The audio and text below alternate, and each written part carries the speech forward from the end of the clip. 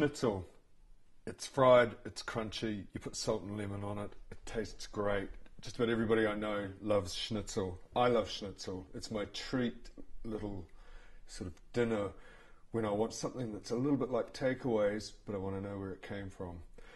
I've got some pork here, and I'm going to basically crumb this and fry it really quickly. It cooks really fast because you can probably see how thin this meat is, and it tastes great. First of all, I need to just have a look at this meat. What I'm worried about is little stringy bits like that.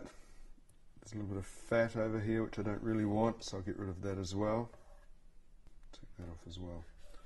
So what I've got is nice pieces of very thin pork, which have had the bits of fat cut off the edges. It's got no sinew running through. Sometimes you see a piece of sinew running through it like that.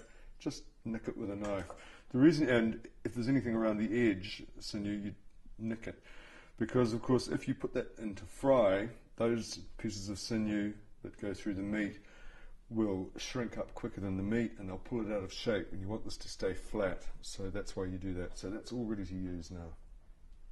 This is how you crumb the schnitzel. I've got seasoned flour here. I've got a mixture of eggs beaten with milk, and I've got some dried breadcrumbs. Now, if you don't want to use dried breadcrumbs, you can make fresh breadcrumbs by just ripping up a piece of stale bread, some good bread, and sticking it into the food processor, processing it until you've got crumbs. That'll work just as well as these dried breadcrumbs which I got from the supermarket.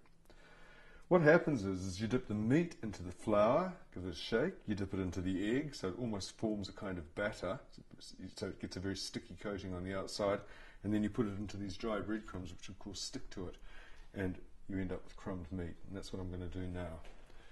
Got a clean plate here to put it on, and off I go. So, into the seasoned flour first, make sure you get it all covered up, give it a shake, and then drop it into there.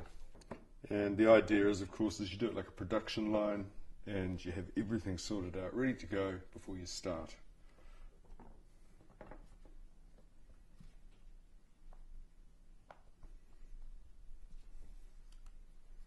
Just push those under, and then take them out, let it drain a wee bit,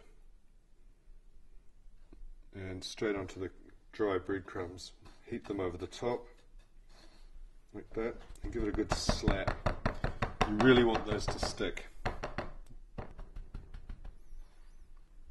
Right, all ready for a very quick fry in some nice hot oil. Okay, so here's my crumbed pieces of pork. Now, that same crumbing process is going to work perfectly with thin slices of fish, veal, beef, or even when you get some boneless chicken thighs and tap them out so they're nice and thin, you can crumb them as well. Gives a great crunchy texture and coating to all sorts of meats and seafood. Okay, I've got a pan heating over here. I'm going to cook this. It's going to be very, very quick, doesn't take long. And a little bit of olive oil in here. So using good New Zealand olive oil. And I want this to be hot, I don't want it to be smoking. I'm just going to wait till it starts to shimmer, which is what it's almost doing. I'm not sure whether it's ready or not. So I'll just drop a few crumbs in there and see what happens. Yep, that's totally go.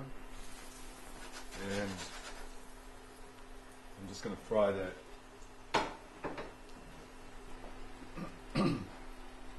By the time it's got nice and golden brown on each side, the inside will be cooked. It's so thin that all I have to worry about is getting it looking really nice. And it won't take long. So I'll have a look and see. Ah, yeah. So that's nice and well done. Now, the reason I'm using olive oil in here, I'm using a European recipe, so I'm using European oil.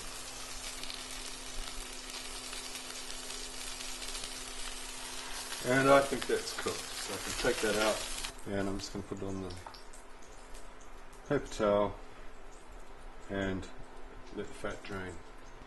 When it comes time to serve it, just put it on a plate, and as is traditional, Serve it with a couple of lemon wedges to squeeze over the top.